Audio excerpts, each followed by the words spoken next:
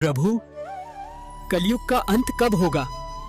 कलयुग का अंत निकट है पार्थ।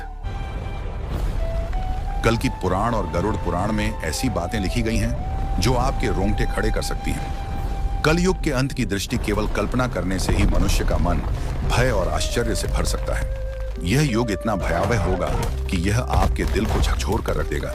लेकिन यह कोई काल्पनिक कहानी नहीं, बल्कि हकीकत है। इन पवित्र ग्रंथों में लिखी गई बातें हमें आने वाले समय की भयंकर सच्चाई से अवगत कराती हैं। यही कारण है कि विद्वान अक्सर कहते हैं कि इन शास्त्रों का अध्ययन केवल आस्था का विषय नहीं, बल्कि चेतावनी है, ताकि हम वर्तमान में अपने आचरण को सुधार सकें। आज हम इन्हीं के बारे में विस्तार से जानेंगे और आपको बताएंगे। हमारा निवेदन है कि इस जानकारी को अंत तक देखें और हमारे साथ बने रहें। कलयुग के अंत की कहानी को जानने से पहले आइए कुछ उन पहलुओं को समझते हैं जो सृष्टि के चक्र को समझने में महत्वपूर्ण है। इन 4 युगों सतयुग, त्रेता युग, द्वापर युग और कलयुग के बीच का अंतर ही हमें यह समझने में मदद करता है कि क्यों समय के साथ धर्म और सत्य की शक्ति कम होती जाती है और पाप व अधर्म का प्रभाव बढ़ता जाता है। सबसे पहले हम उस कहानी को जानेंगे जो इन ग्रंथों में वर्णित है।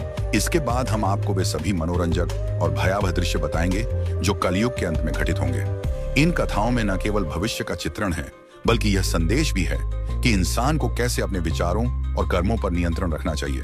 तो हमारे साथ बने रहें, क्योंकि यह यात्रा न केवल ज्ञानवर्धक होगी, बल्कि आपको गहराई से सोचने पर भी मजबूर करेगी। हिंदू शास्त्रों में कलयुग की आयु 4,32,000 वर्ष मानी गई है। यह विवरण भागवत पुराण, विष्णु पुराण, लिंग पुराण और बटगृण पुराण वश में मिलता है। कलयुग की शुरुआत महाभारत युद्ध के बाद द्वापर युग के अंत में मानी जाती है। वर्तमान में लगभग 5,000 वर्ष बीत चुके हैं और अभी भी लगभग 4,27,000 वर्ष शेष हैं। इन ग्रंथों में कलयुग के लक्षण, मानव व्यवहार और इसके अंत के संकेतों का वर्णन किया गया है, जो हमें इस युग की चुनौतियों के प्रति सचेत करते हैं। चलिए बिना किसी देरी के सुनते हैं कलयुग के अंत की पवित्र कथा।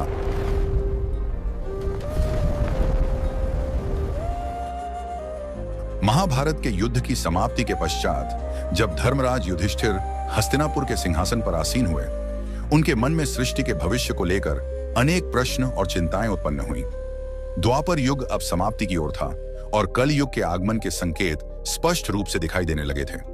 युधिष्ठिर को यह भय सता रहा था कि आने वाले युग में मानव जीवन का स्वरूप क्या होगा, धर्म की स्थिति क्या रहेगी और सत्य का क्या हश्र होगा।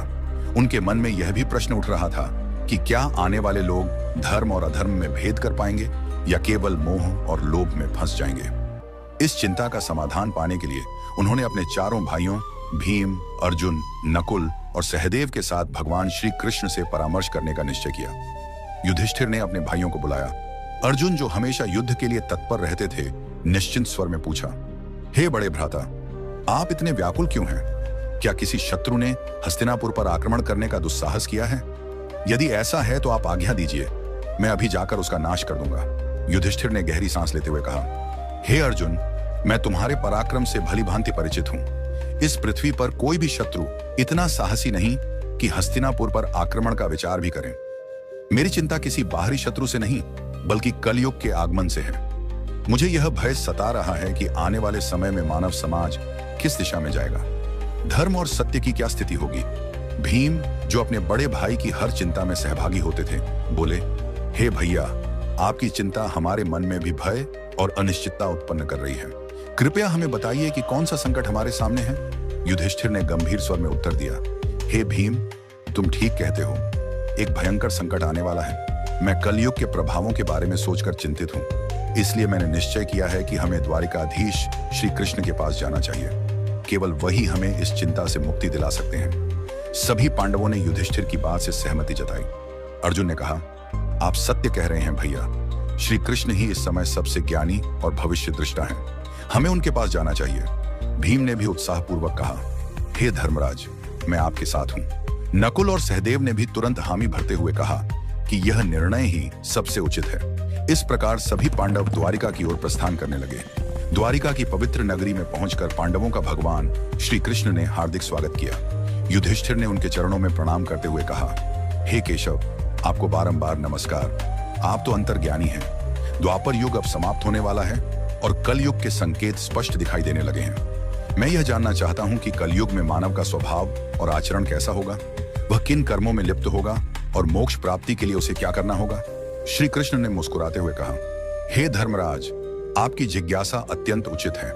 कलयुग के प्रभावों को समझना न केवल आपके लिए बल्कि समस्त मानव जाति के लिए महत्वपूर्ण है, किंतु इसका उत्तर मैं सीधे शब्दों में नहीं दे सकता, क्योंकि इसे अनुभव के माध्यम से समझना अधिक आवश्यक है। युधिष्ठिर ने उत्सुकता से पूछा, हे माधव, आप जिस प्रकार की परीक्षा की बात कर रहे हैं उसके लिए हमें क्या करना होगा। श्री कृष्ण ने कहा, हे महाराज, आपको और आपके चारों भाइयों को अलग अलग दिशाओं में स्थित घने और रहस्यमय वनों में जाना होगा। उन वनों में अनेक विचित्र और अद्भुत दृश्य आपको दिखाई देंगे। वे दृश्य प्रतीक होंगे उन स्थितियों के जो कलयुग में प्रकट होंगी। जब आप उन अनुभवों को लेकर मेरे पास लौटेंगे और उन्हें साझा करेंगे, तब मैं आपको कलयुग के वास्तविक प्रभाव और उसके रहस्य विस्तार से समझाऊंगा।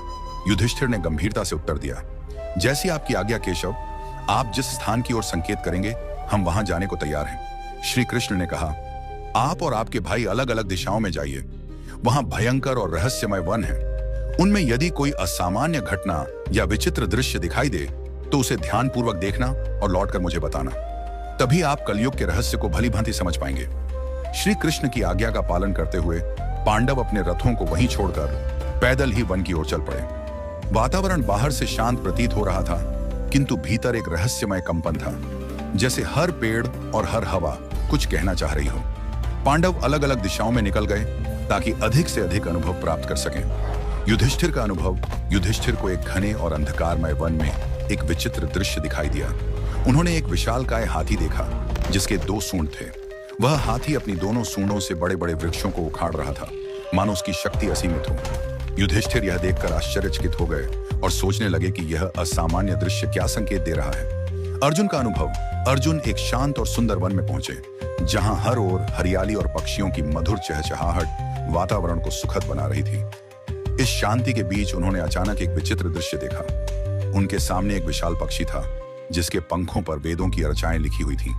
यह पक्षी दिखने में पवित्र और ज्ञान का प्रतीक लग रहा था, किंतु उसी समय उसने मृत जीवों का मांस खाना शुरू कर दिया।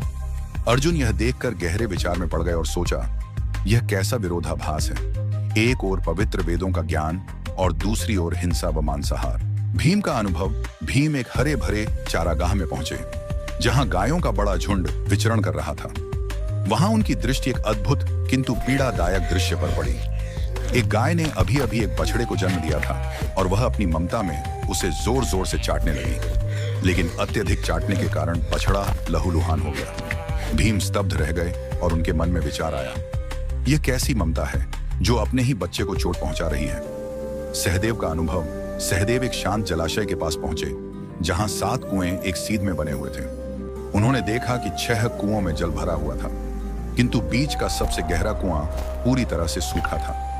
यह अजीब दृश्य देखकर सहदेव सोच में पड़ गए।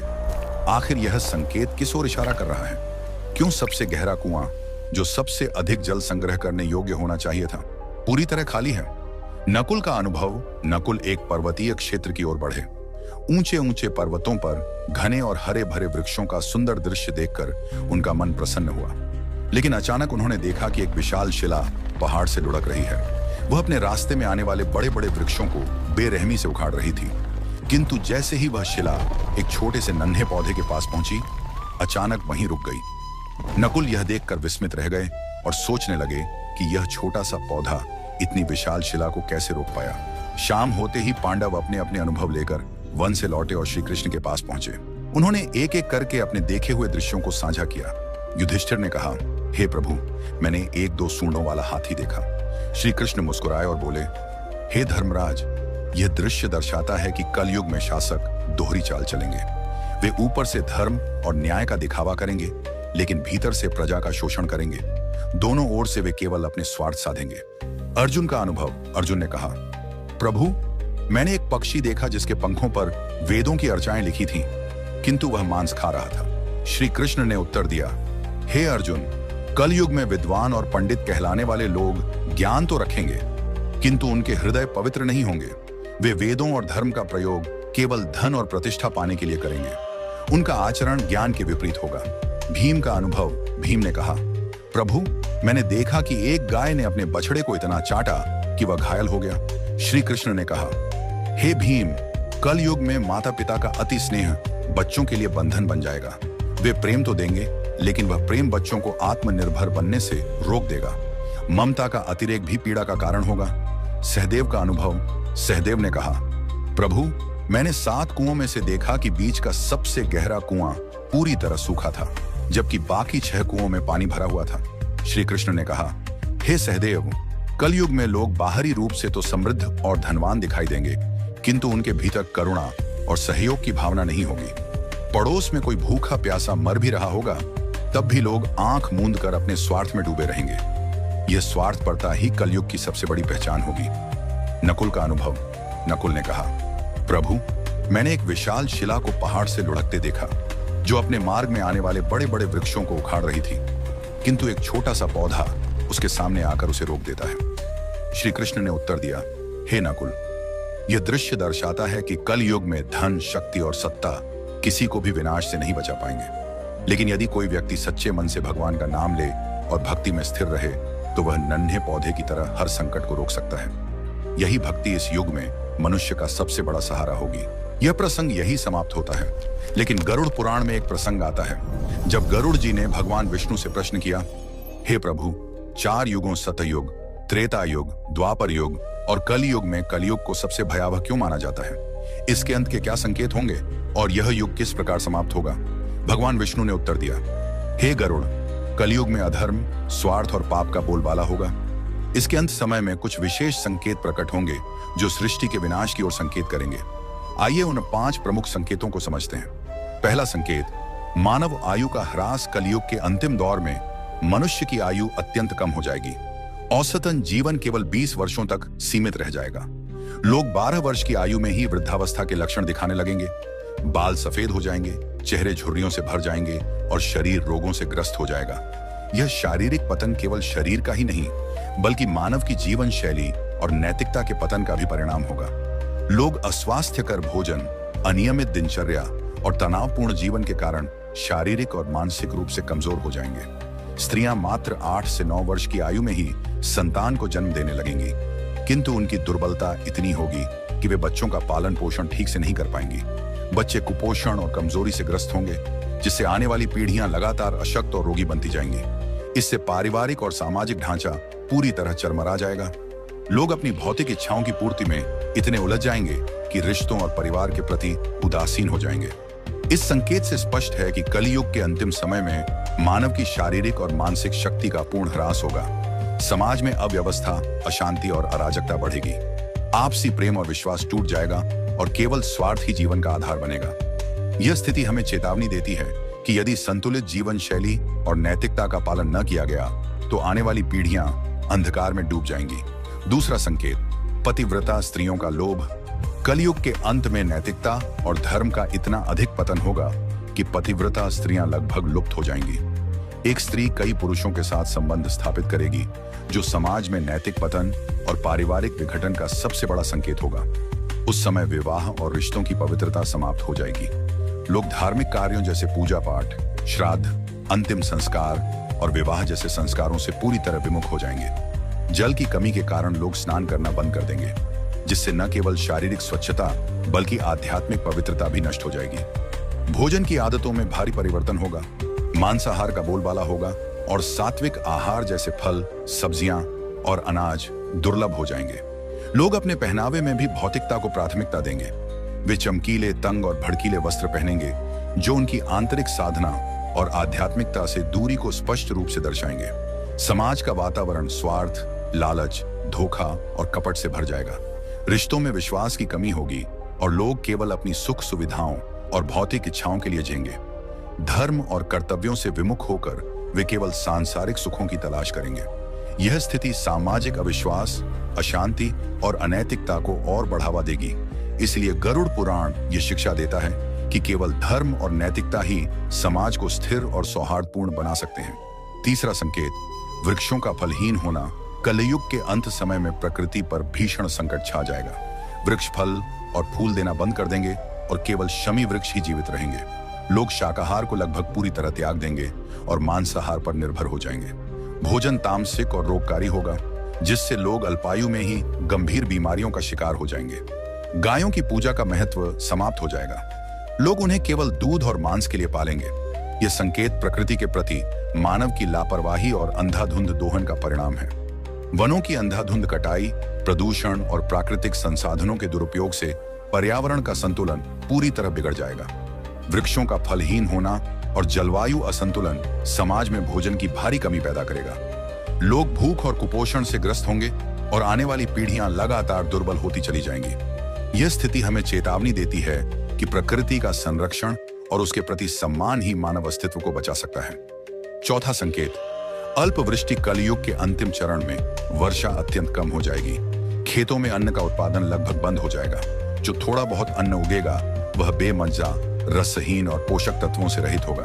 फलों में मिठास और रस का अभाव हो जाएगा। लोग भोजन और पानी के लिए तड़पेंगे। उस समय केवल बकरियों का दूध ही एकमात्र सहारा होगा, जो प्राकृतिक संसाधनों की भयावह कमी को स्पष्ट रूप से दर्शाएगा। यह स्थिति सामाजिक और आर्थिक संकट को और गहरा कर देगी। लोग जीवन की मूलभूत आवश्यकताओं जैसे भोजन और जल के लिए संघर्ष करेंगे। खेती और कृषि कार्य पूरी तरह ठप हो जाएंगे। इससे समाज में भुखमरी, अशांति और हिंसा बढ़ेगी। यह संकेत बताता है कि पर्यावरणीय विनाश और मानव की लापरवाही ही आने वाले संकटों की जड़ है। गरुड़ पुराण इस प्रसंग के माध्यम से हमें याद दिलाता है कि प्रकृति का संरक्षण, संतुलित जीवन और धर्म पालन ही मानवता को बचा सकते हैं। इसके बाद भगवान विष्णु और गरुड़ जी का यह प्रसंग समाप्त होता है। आइए अब जानते हैं कि किस तरह से कलयुग का अंत होगा। कलयुग के अंत का सबसे भयावह संकेत होगा 7 सूर्यों का उदय। भगवान विष्णु स्वयं सूर्य की अग्निमय किरणों में विराजमान होकर समस्त पृथ्वी का जल सोख लेंगे। 7 सूर्यों की तीव्र तपिश से नदियां, समुद्र, तालाब, झीलें सब सूख जाएंगे। पृथ्वी का हर जीव, हर वृक्ष और हर पर्वत उस असहनीय गर्मी से जलकर राख हो जाएगा। धरती की सतह पर केवल धधकती हुई राख और राख से उठता धुआं रह जाएगा। यह दृश्य संपूर्ण सृष्टि के अंत का उद्घोष होगा। इसके बाद भगवान विष्णु रुद्र रूप धारण करेंगे और ऐसे प्रचंड मेघ उत्पन्न करेंगे जो 100 वर्षों तक लगातार बरसेंगे। यह वर्षा साधारण वर्षा नहीं होगी। उसकी बूंदें वज्र के समान कठोर और प्रलयकारी होंगी। निरंतर बरसते जल से पृथ्वी जलमग्न हो जाएगी, पर्वत समुद्र में डूब जाएंगे और शेष जीवन लहरों में विलीन हो जाएगा। संपूर्ण संसार का अंत हो जाएगा और यह प्रलय सृष्टि के चक्र का स्वाभाविक चरण सिद्ध होगा। एक अंत जो नई शुरुआत का मार्ग खोलता है। जब अधर्म, पाप और स्वार्थ अपनी चरम सीमा पर पहुंच जाएंगे, तब यह संहार अनिवार्य होगा। किंतु यह विनाश केवल नाश का प्रतीक नहीं, बल्कि शुद्धिकरण की प्रक्रिया है। भगवान विष्णु ने गरुड़ जी से कहा, यह अंत एक नई सुबह की भूमिका है। जब वर्तमान सृष्टि नष्ट हो जाएगी, तब परमात्मा अपनी इच्छा से एक नई, शुद्ध और पवित्र सृष्टि का निर्माण करेंगे। उस नई सृष्टि में धर्म, सत्य और आध्यात्मिकता का पुनरुत्थान होगा। केवल वे प्राणी वहां स्थान पाएंगे जिन्होंने धर्म और सत्य का पालन किया होगा। यह संदेश हमें यह शिक्षा देता है कि चाहे परिस्थिति कितनी ही विकट क्यों ना हो, धर्म और सच्चाई का मार्ग कभी नहीं छोड़ना चाहिए, क्योंकि यही मार्ग हमें प्रलय के अंधकार के बाद आने वाली नई सृष्टि में स्थान दिलाता है और हमारे जीवन को सार्थक बनाता है। तो मित्रों, यह थी कलयुग के अंत की दिव्य भविष्यवाणी, जो हमें धर्म और सत्य के मार्ग पर चलने की